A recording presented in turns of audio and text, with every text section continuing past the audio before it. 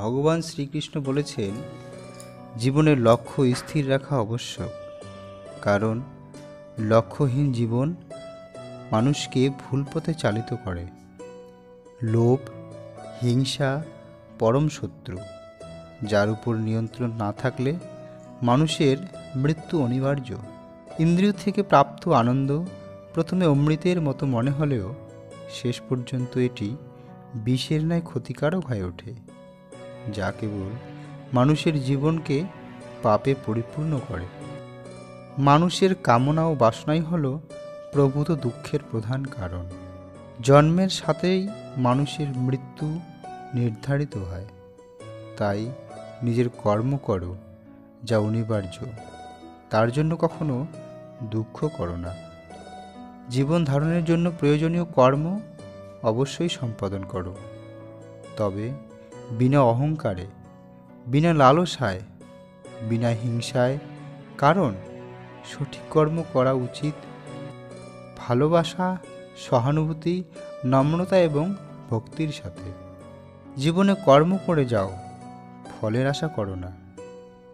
মনের স্থিরতার জন্য শান্তি, ভদ্রতা, নীরবতা, আত্মসংযম এবং পবিত্রতার শিক্ষা গ্রহণ করা আবশ্যক। কেবলমাত্র স্বার্থ ত্যাগই হল আনন্দ ও সন্তুষ্টির একমাত্র সহজ পথ।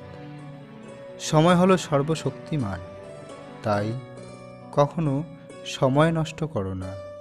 যা হয়েছে তা ভালোই হয়েছে, যা হচ্ছে তা ভালোই হচ্ছে, যা হবে তাও ভালোই হবে। তাই ভবিষ্যতে কি হবে তাই নিয়ে ভেবে লাভ নেই। বর্তমান নিয়ে পরম আনন্দে বাঁচতে শেখো।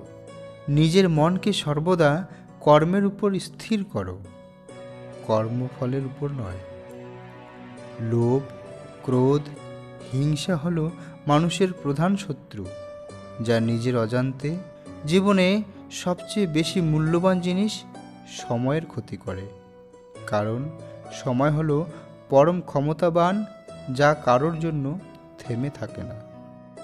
জীবনে অমরত্ব পেতে সম্মান অর্জন করতে শেখো, কারণ জীবন ক্ষণস্থায়ী, কিন্তু ব্যক্তির অর্জিত সম্মান চিরস্থায়ী।